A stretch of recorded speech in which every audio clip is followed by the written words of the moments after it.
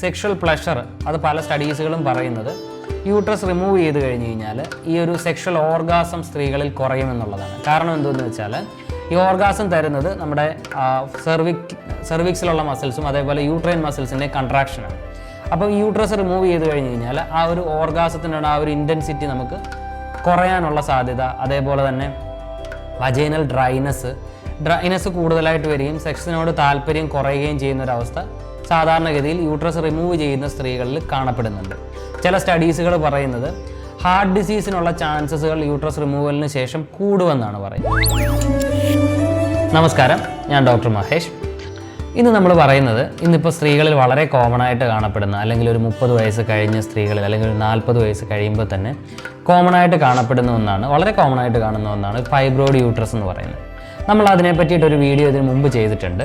അപ്പോൾ പല ആൾക്കാർക്കും ആ ഒരു വീഡിയോ കണ്ടതിന് ശേഷം അവർ നമ്മളെടുത്ത് വന്നൊരു സംശയം ചോദിച്ചിരുന്നു. അതിൽ കോമൺ ആയിട്ട് ചോദിച്ചൊരു കാര്യം എന്താണെന്ന് വെച്ച് കഴിഞ്ഞാൽ, ഇപ്പോൾ ഒരു 40 വയസ്സായില്ലേ, ഒരു 40 വയസ്സായി, 2 കുട്ടികളൊക്കെ ആയി, ഇനിയിപ്പോൾ യൂട്രസിന് പ്രത്യേകിച്ച് ഫങ്ഷൻസ് ഒന്നും ഇല്ലല്ലോ, അല്ലെങ്കിൽ യൂട്രസ് കൊണ്ട് പ്രത്യേകിച്ച് ഉപകാരമൊന്നും ഇല്ലല്ലോ, അത് വലുതാകുമ്പോൾ അല്ലെങ്കിൽ ഫൈബ്രോയിഡ്സ് കൂടുതലായിട്ട് അല്ലെങ്കിൽ അതിൻ്റെ സൈസ് കൂടുമ്പോൾ അത് സർജറി ചെയ്ത് എടുത്ത് യൂട്രസ് അങ്ങ് എടുത്ത് മാറ്റുന്നതല്ലേ നല്ലത്, അതാകുമ്പോൾ ഈ പ്രശ്നങ്ങളൊന്നും ഉണ്ടാവില്ലല്ലോ എന്നുള്ളത്. ചില ആൾക്കാർ വിചാരിക്കുന്നത് അതിപ്പോൾ അത് ക്യാൻസർ ഒന്നും അല്ല, അത് വേറെ പ്രശ്നങ്ങളൊന്നും ഇല്ലല്ലോ, അത് അവിടെ ഇരിക്കട്ടെ, അതിരുന്നത് കൊണ്ട് വേറെ എന്തെങ്കിലും പ്രശ്നങ്ങൾ ഉണ്ടാകുമോ എന്നുള്ളതാണ്. പിന്നെ വളരെ ചുരുക്കം ആൾക്കാരുടെ പ്രശ്നമെന്ന് വെച്ച് കഴിഞ്ഞാൽ ഇത് ക്യാൻസർ ആകുമോ, അത് നമ്മൾ യൂട്രൈൻ ഫൈബ്രോയിഡ്, അല്ലെങ്കിൽ അത് നമ്മൾ മലയാളത്തിൽ പറയുമ്പോൾ യൂട്രസിൻ്റെ മുഴ എന്നാണ് പറയുന്നത്. പൊതുവേ മലയാളികൾക്ക് അല്ലെങ്കിൽ ഈ മുഴ എന്ന് കേൾക്കുമ്പോൾ നമ്മൾ ആദ്യം ചിന്തിക്കുന്നത് ക്യാൻസറിനെ പറ്റിയിട്ടാണ്. അപ്പോൾ ഇത് ക്യാൻസർ ആണോ, അല്ലെങ്കിൽ ഇത് ക്യാൻസർ ആകുമോ എന്നൊരു ചെറിയൊരു ശതമാനം ആൾക്കാർക്കും അതിനെ പറ്റിയിട്ടൊരു ടെൻഷൻ ഉണ്ട്. അപ്പോൾ ഇങ്ങനെയുള്ള ആൾക്കാർക്ക് വേണ്ടിയിട്ടാണ് നമ്മൾ ഇന്ന് ഈ ഒരു വീഡിയോ ചെയ്യുന്നത്. അപ്പോൾ അവരോട് നമുക്ക് പറയാനുള്ള കാര്യമെന്ന് വെച്ച് കഴിഞ്ഞാൽ, ആദ്യത്തെ അവരുടെ സംശയം എന്ന് പറഞ്ഞാൽ യൂട്രസ് അവിടെ, അല്ലെങ്കിൽ യൂട്രസിൽ ആ ഒരു മുഴ അവിടെ തന്നെ ഇരുന്ന് കഴിഞ്ഞ് കഴിഞ്ഞാൽ എന്തെങ്കിലും കുഴപ്പം ഉണ്ടാകുമോ എന്നുള്ളതാണ്. പൊതുവേ ഈ ഒരു ഫൈബ്രോയിഡ് എന്ന് പറയുന്നത് അത് പതുക്കെ പതുക്കെ വളർന്നുകൊണ്ടേയിരിക്കും. അപ്പോൾ വളരുന്നതനുസരിച്ച് നമുക്ക് അതിനുള്ള സിംറ്റംസ് കാണാൻ തുടങ്ങും. അപ്പം ഫൈബ്രോയിഡ് യൂട്രസിന് ഞാൻ നേരത്തെ പറഞ്ഞിട്ടുണ്ട്, നമുക്കുണ്ടാകുന്ന കോമൺ ആയിട്ടുള്ള പ്രശ്നങ്ങളെന്ന് വെച്ച് കഴിഞ്ഞാൽ ഹെവി ആയിട്ട് ബ്ലീഡിങ് ഉണ്ടാകും. അപ്പം പീരീഡ്സിൻ്റെ സമയത്ത് നോർമൽ ഒരു 6 to 7 days ആണ് ഉണ്ടാവുന്നതെങ്കിൽ ഇത് അതിൽ കൂടുതൽ ദിവസം ഇങ്ങനെ ഹെവി ആയിട്ട് ബ്ലീഡിങ് വന്നുകൊണ്ടേയിരിക്കാം. അതേപോലെ തന്നെ ഡിസ്മെനോറിയ, പീരീഡ്സിൻ്റെ സമയത്ത് നമുക്ക് ഹെവി ആയിട്ടുള്ള പെയിൻ, അടിവയർ പെയിന്, കാലിലേക്ക് സ്പ്രെഡ് ആവുക, അങ്ങനെയുള്ള പെയിനുകൾ കൂടുതലായിട്ട് വരുന്നുണ്ട്. അതേപോലെ തന്നെ സെക്ഷൽ കോണ്ടാക്റ്റിൻ്റെ സമയത്ത് പെയിൻ വരിക, ഹെവി ആയിട്ട് ബ്ലീഡിങ് വരുന്ന സമയത്ത് അതൊരു അനീമിയയിലേക്ക് കൊണ്ടെത്തിക്കുക, ഇങ്ങനെ തുടങ്ങിയിട്ടുള്ള പ്രശ്നങ്ങൾ നമുക്ക് ഫൈബ്രോയിഡ്സ് അവിടെ ഇരുന്ന് കഴിഞ്ഞ് കഴിഞ്ഞാൽ വരാം. പക്ഷേ ഇതൊരു 40 വയസ്സിന് ശേഷം, അല്ലെങ്കിൽ ഒരു മെനോപോസിന് ശേഷം നമുക്ക് ഈ ഒരു ഫൈബ്രോയിഡ്സിൻ്റെ സൈസുകൾ പതുക്കെ കുറഞ്ഞു പോകാനുള്ള സാധ്യതയുമുണ്ട്. അത് അത്ര വലിയ സൈസല്ല, ചെറിയ സൈസ് ഫൈബ്രോയിഡ് ആണ് എന്ന് വരിയിൽ അത് പതുക്കെ ചുരുങ്ങി പോകാനുള്ള സാധ്യതയുണ്ട്.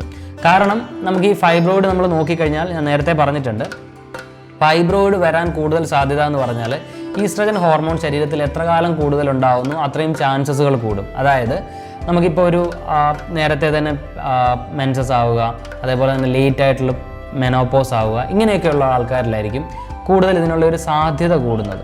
അപ്പോൾ ആഫ്റ്റർ മെനോപോസ്, അതായത് പീരീഡ്സ് നിന്നതിന് ശേഷം ഇതിൻ്റെ ഒരു സൈസ് ചുരുങ്ങി പോകാനുള്ള സാധ്യത കൂടുതലാണ്. അപ്പം എന്ന് വെച്ച് കഴിഞ്ഞാൽ വലിയ സൈസുള്ള ഫൈബ്രോയിഡ്സ് അങ്ങനെ ചുരുങ്ങി പോകുമെന്നല്ല, ചെറിയ സൈസുള്ള അതിൻ്റെ ആ ഗ്രോത്തിൻ്റെ റേറ്റ് കുറയും. പിന്നെയുള്ള ആൾക്കാരുടെ ഒരു സംശയം എന്ന് പറഞ്ഞു കഴിഞ്ഞാൽ, ഇത് വലുതായി കഴിയുമ്പോൾ അങ്ങ് സർജറി ചെയ്ത് മാറ്റിയാൽ പോരെ, സർജറി ചെയ്ത് മാറ്റി കഴിഞ്ഞാൽ യൂട്രസ് അവിടെ ഉണ്ടെങ്കിലല്ലേ ഈ പ്രശ്നം ഉണ്ടാകത്തുള്ളൂ, അപ്പോൾ അത് മാറ്റി കഴിഞ്ഞ് കഴിഞ്ഞാൽ ആ പ്രശ്നം മാറിയില്ല എന്നുള്ളതാണ്. അപ്പോൾ നമ്മൾ മനസ്സിലാക്കേണ്ട ഒരു കാര്യം എന്ന് പറഞ്ഞു കഴിഞ്ഞാൽ, യൂട്രസ് റിമൂവ് ചെയ്തതിന് ശേഷമാണ് ശരിക്കുള്ള വേറെ പ്രോബ്ലംസ് നമുക്ക് സ്റ്റാർട്ട് ചെയ്യുന്നത്. അപ്പോൾ അതെന്തൊക്കെയാണെന്ന് വെച്ച് കഴിഞ്ഞാൽ, ഇപ്പോൾ നമ്മൾ യൂട്രസ് റിമൂവ് ചെയ്തവരെ സംബന്ധിച്ചിടത്തോളം അവർക്ക് എയർലി മെനോപോസൽ സിംറ്റംസിലേക്ക് വരികയാണ് ചെയ്യുന്നത്. അപ്പോൾ അതിനുള്ള അവർക്കുള്ള ഒരു ഇമോഷണൽ ചേഞ്ചും, അതായത് മൂഡ് സ്വിങ്സുകളും ഡിപ്രഷനും ഉള്ള സാധ്യത വളരെ കൂടുതലാണ്. അതേപോലെ തന്നെ നമ്മൾ മനസ്സിലാക്കേണ്ട ഒരു കാര്യം എന്ന് വെച്ച് കഴിഞ്ഞാൽ, യൂട്രസ് എന്ന് പറയുന്നത് നമ്മുടെ പെൽവിക് ഓർഗൻസിൻ്റെ ഒരു ബേസ്, അല്ലെങ്കിൽ ഒരു സപ്പോർട്ടിങ് ബേസ് എന്ന് വേണമെങ്കിൽ നമുക്കതിനെ വിളിക്കാം. അങ്ങനെയാണ് അത് അവിടെ പൊസിഷൻ ചെയ്തിരിക്കുന്നത്. അപ്പോൾ നമ്മൾ സിമ്പിളായിട്ട് മനസ്സിലാക്കി കഴിഞ്ഞാൽ, നമ്മുടെ ഒരു ബിൽഡിങ്ങിൻ്റെ ഒരു സ്ട്രെങ്ത് എന്ന് പറയുന്നത് അതിൻ്റെ ബേസാണ്. അപ്പോൾ നമ്മൾ ആ ബേസ് അങ്ങ് വീക്കായി പോയി കഴിഞ്ഞ് കഴിഞ്ഞാൽ, അല്ലെങ്കിൽ ആ ബേസ്മെൻറ്റ് ഇല്ലാതായി കഴിഞ്ഞ് കഴിഞ്ഞാൽ ആ ഒരു ബിൽഡിംഗ് ഒരിക്കലും സ്ട്രോങ് ആവില്ല. ഇതേ ഒരു അവസ്ഥ തന്നെയാണ് നമുക്ക് ഫൈബ്രോയിഡ്സിൻ്റെ നമ്മൾ ഹിസ്റ്ററക്ടമി, അതായത് നമ്മൾ യൂട്രസ് റിമൂവ് ചെയ്ത് കഴിഞ്ഞാൽ ഉണ്ടാവുന്നത്. അതിന് കാരണമെന്ന് വെച്ചാൽ, നമ്മൾ അനാട്ടമിക്കൽ പൊസിഷൻ നോക്കിക്കഴിഞ്ഞ് കഴിഞ്ഞാൽ ബ്ലാഡർ, അതിൻ്റെ മേലെ തന്നെ യൂട്രസ്, അതിൻ്റെ പുറകിൽ തന്നെ ലാർജ് ഇൻറ്റസ്റ്റൈൻ്റെ പോർഷൻസ് വരും. അപ്പോൾ എന്താ സംഭവിക്കുക എന്ന് വെച്ച് കഴിഞ്ഞാൽ നമ്മൾ ഈ സെൻറ്റർ പോർഷനാണ്, അതായത് ബേസ് ആയിട്ടുള്ള യൂട്രസ് റിമൂവ് ചെയ്ത് കഴിഞ്ഞ് കഴിഞ്ഞാൽ അപ്പോൾ ആ ഒരു സ്പേസ് തന്നെ അവിടെ ഉണ്ടാകുന്നുണ്ട്. അപ്പോൾ അതെന്താ സംഭവിക്കുന്നതെന്ന് വെച്ച് കഴിഞ്ഞാൽ നമ്മുടെ ആ ബ്ലാഡർ പതുക്കെ ബാക്ക്വേർഡായിട്ട് എക്സ്റ്റെൻഡ് ചെയ്യാൻ തുടങ്ങും. അപ്പോൾ അതുകൊണ്ട് തന്നെ ഈ യൂറിനറി പ്രോബ്ലംസ് കൂടുതലായിട്ട് വരാൻ തുടങ്ങും. യൂറിനറി പ്രോബ്ലംസ് എന്ന് പറഞ്ഞു കഴിഞ്ഞാൽ ഇപ്പോൾ നമുക്ക് മൂത്രം ഒഴിച്ച് കഴിഞ്ഞാൽ ഫുള്ളായിട്ട് ആ ബ്ലാഡർ എംപ്റ്റി ചെയ്യാൻ പറ്റാത്തൊരവസ്ഥ വരും. അപ്പോൾ അതുകൊണ്ട് തന്നെ ചിലർക്ക് ഇൻകോണ്ടിനൻസിൻ്റെ പ്രോബ്ലംസ് വരും, ചിലർക്ക് ഫ്രീക്വൻ്റ് ആയിട്ട് മൂത്രം ഒഴിക്കേണ്ട ഒരു പ്രശ്നങ്ങൾ വരും. അതേപോലെ തന്നെ റെക്ടത്തിലും സംഭവിക്കും. അതായത് ലാർജ് ഇൻറ്റസ്റ്റൈനിലും ഫോർവേഡായിട്ട്, അതായത് മുന്നോട്ടേക്ക് പതുക്കെ എക്സ്റ്റെൻഡ് ആയി വരാൻ തുടങ്ങും. ആ സമയത്ത് നമുക്ക് കോൺസ്റ്റിപ്പേഷൻ പോലെയുള്ള അല്ലെങ്കിൽ പ്രോപ്പറായിട്ട് വയറ്റിൽ നിന്ന് നമുക്ക് പോകാത്തൊരവസ്ഥയിലേക്ക് വരും. ഇതൊക്കെ സാധാരണയായിട്ട് വരുന്ന കാര്യങ്ങളാണ്. പിന്നുള്ളത് എന്തൊക്കെയാണെന്ന് വെച്ച് കഴിഞ്ഞാൽ, ഒന്ന് സെക്ഷൽ പ്ലഷർ. അത് പല സ്റ്റഡീസുകളും പറയുന്നത് യൂട്രസ് റിമൂവ് ചെയ്ത് കഴിഞ്ഞ് കഴിഞ്ഞാൽ ഈ ഒരു സെക്ഷൽ ഓർഗാസം സ്ത്രീകളിൽ കുറയുമെന്നുള്ളതാണ്. കാരണം എന്തെന്ന് വെച്ചാൽ ഈ ഓർഗാസം തരുന്നത് നമ്മുടെ സെർവിക്സിലുള്ള മസിൽസും അതേപോലെ യൂട്രൈൻ മസിൽസിൻ്റെ കൺട്രാക്ഷനാണ്. അപ്പോൾ ഈ യൂട്രസ് റിമൂവ് ചെയ്ത് കഴിഞ്ഞ് കഴിഞ്ഞാൽ ആ ഒരു ഓർഗാസത്തിനുള്ള ആ ഒരു ഇൻറ്റൻസിറ്റി നമുക്ക് കുറയാനുള്ള സാധ്യത, അതേപോലെ തന്നെ വജൈനൽ ഡ്രൈനസ് കൂടുതലായിട്ട് വരികയും സെക്സിനോട് താല്പര്യം കുറയുകയും ചെയ്യുന്ന ഒരവസ്ഥ സാധാരണഗതിയിൽ യൂട്രസ് റിമൂവ് ചെയ്യുന്ന സ്ത്രീകളിൽ കാണപ്പെടുന്നുണ്ട്. പിന്നെയുള്ള പ്രോബ്ലംസ് എന്ന് വെച്ച് കഴിഞ്ഞാൽ, ഇപ്പം ലോങ് ടേമിൽ കുറേയധികം പ്രോബ്ലംസ് ഉണ്ടാവും. ലോങ് ടേം പ്രോബ്ലംസ് എന്ന് പറഞ്ഞു കഴിഞ്ഞാൽ ഓസ്റ്റിയോപോറോസിസ് പോലെയുള്ള, അല്ലെങ്കിൽ നമ്മുടെ ബോണിൻ്റെ ഡെൻസിറ്റി കുറയുന്നത് മൂലം ഉണ്ടാകുന്ന ഓസ്റ്റിയോപോറോസിസ് പോലെയുള്ള ബുദ്ധിമുട്ടുകൾ കൂടുതലായിട്ട് വരുന്നുണ്ട്. ചില സ്റ്റഡീസുകൾ പറയുന്നത് ഹാർട്ട് ഡിസീസിനുള്ള ചാൻസസുകൾ യൂട്രസ് റിമൂവലിന് ശേഷം കൂടുമെന്നാണ് പറയുന്നത്. അതേപോലെ തന്നെ വേറെയും കുറേ ബുദ്ധിമുട്ടുകൾ നമുക്കുണ്ടാവും. ഇപ്പോൾ സിമ്പിളായിട്ട് പറഞ്ഞാൽ, ഞാൻ നേരത്തെ പറഞ്ഞ പോലെ തന്നെ യൂട്രസ് റിമൂവ് ചെയ്ത് കഴിഞ്ഞാൽ നമ്മളെ ഒരു പെൽവിക്കിൻ്റെ ഒരു ബേസ് ആണ് എടുത്ത് കളയുന്നത്. അപ്പോൾ അതുപോലെ തന്നെ ഓർഗൻസ് കൂടുതൽ ബൾജിങ് ആയിട്ട് വരികയും ഒരു സാഗിങ് വരാനുള്ള, പെൽവിക് ഓർഗൻസിൻ്റെ ഒരു സാഗിങ് വരാനുള്ള കാരണമാവുകയും ചെയ്യുന്നുണ്ട്. ഇതിനുള്ള കാരണം എന്ന് പറഞ്ഞു കഴിഞ്ഞാൽ യൂട്രസ് ബേസ് ആണെന്ന് പറഞ്ഞു. എന്തുകൊണ്ട് ബേസ് എന്ന് പറഞ്ഞു കഴിഞ്ഞാൽ, യൂട്രസിനോടനുബന്ധിച്ച് നമുക്ക് ലിഗമെൻസുകളുണ്ട്. ആ ലിഗമെൻസ് പെൽവിക് ഓർഗൻസിൻ്റെ മറ്റ് പല സൈഡിലേക്കും അത് കണക്ട് ചെയ്തിരിക്കുകയാണ്. സോ യൂട്രസ് റിമൂവ് ചെയ്ത് കഴിയുമ്പോഴത്തേന് ഈ ലിഗമെൻസുകൾ നമ്മൾ കട്ട് ചെയ്ത് കളയും. അപ്പോൾ അതിൻ്റെ പ്രശ്നമാണ് നമുക്ക് ഈ പെൽവിക് ഓർഗൻസിനെ ഈ സാഗിങ് പോലെയുള്ള ബുദ്ധിമുട്ടുകളും ഈ പറയുന്ന ബ്ലാഡറിൻ്റെ ബൾജിങ്, അതേപോലെ തന്നെ റെക്ടം ഫ്രണ്ടിലേക്ക് ഒരു ബൾജായി വരുന്നു, അതുമൂലം ഉണ്ടാകുന്ന കോൺസ്റ്റിപ്പേഷൻ, ഇങ്ങനെയുള്ള പ്രശ്നങ്ങൾ നമുക്ക് ഉണ്ടാകുന്നത്. അപ്പം യൂട്രസ് നമ്മൾ എടുത്ത് കളയുക എന്ന് പറഞ്ഞു കഴിഞ്ഞാൽ ഒരിക്കലും അതൊരു പെർമനൻറ്റ് റിലീഫ്, അല്ലെങ്കിൽ ഒരു പ്രോബ്ലത്തിന് എല്ലാത്തിനും ഉള്ള ഒരു പെർമനൻറ്റ് റിലീഫാണെന്ന് നമ്മൾ കരുതരുത്.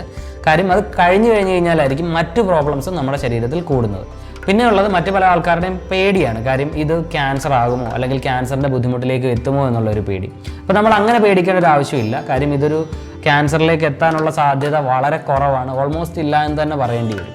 അപ്പം നമ്മളിതിനെ ഫസ്റ്റ് ഓഫ് ഓൾ ക്യാൻസർ ആണോ എന്ന് ചെക്ക് ചെയ്യുക. ക്യാൻസർ അല്ല എങ്കിൽ ഫൈബ്രോയിഡ് ആണ് എന്ന് വരിയിൽ ഫൈബ്രോയിഡ് നമ്മൾ ക്യാൻസറിലേക്ക് എത്താനുള്ള സാധ്യത വളരെയധികം കുറവാണ്. അപ്പോൾ അതിനെപ്പറ്റി ആലോചിച്ച് ഒരുപാട് ടെൻഷൻ അടിച്ച് നമ്മുടെ BP കൂട്ടേണ്ട ആവശ്യമില്ല. ഇത് നമ്മൾ പ്രോപ്പറായിട്ട് തന്നെ ട്രീറ്റ്മെൻറ്റ് എടുക്കുക, വരാത്തവർ വരാതെ നോക്കുക എന്നുള്ളതാണ് ഒന്നാമത്തെ കാര്യം. വരാതെ എങ്ങനെ നമ്മളത് നോക്കാമെന്ന് വെച്ച് കഴിഞ്ഞാൽ, ഫൈബർ അടങ്ങിയ ഭക്ഷണങ്ങൾ, വെജിറ്റബിൾസ്, പഴവർഗ്ഗങ്ങളൊക്കെ ധാരാളമായിട്ട് കഴിക്കുക. അതേപോലെ തന്നെ വൈറ്റമിൻ D കുറയുന്നത് ഒരു പക്ഷേ ഈ പ്രശ്നം, അതായത് ഫൈബ്രോയിഡ് യൂട്രസ് കൂട്ടാൻ കാരണമാകുമെന്നാണ് പറയുന്നത്. ഈ ഫാമിലി ഹിസ്റ്ററി ഉള്ളവർ, അതായത് അമ്മയ്ക്കോ അല്ലെങ്കിൽ പാരമ്പര്യത്തിലോ ആർക്കെങ്കിലും പൊതുവെ ഫൈബ്രോയിഡ്സ് ഉണ്ട് എന്ന് വരികയിൽ അടുത്ത തലമുറയിലേക്ക് വരാനുള്ള സാധ്യത കൂടുതലാണ്. ഇപ്പോൾ ഫൈബ്രോയിഡ് ആണെങ്കിൽ തന്നെ നമ്മൾ ഹോമിയോപ്പതിയിൽ നോക്കിക്കഴിഞ്ഞ് കഴിഞ്ഞാൽ ഇതിന് വളരെ എഫക്റ്റീവായിട്ടുള്ള ധാരാളം മരുന്നുകളുണ്ട്. നമുക്കിതൊരു തുടക്ക സ്റ്റേജ് ആണെന്നൊരു വളരെ നിസ്സാര സമയം കൊണ്ട് തന്നെ നമുക്കിത് മാറ്റിക്കളയാവുന്നതേ ഉള്ളൂ. അതിൻ്റെ ബുദ്ധിമുട്ടുകളെല്ലാം തന്നെ ഇല്ലാതാക്കാവുന്നതേ ഉള്ളൂ. അപ്പോൾ ഈ ഒരു വീഡിയോ നിങ്ങൾക്ക് എല്ലാവർക്കും ഇഷ്ടപ്പെട്ടു അല്ലെങ്കിൽ ഉപകാരപ്രദമായി എന്ന് ഞാൻ വിശ്വസിക്കുന്നു. അടുത്തൊരവസരത്തിൽ അടുത്തൊരു വീഡിയോയുമായി കാണുന്നവരെ നമസ്കാരം.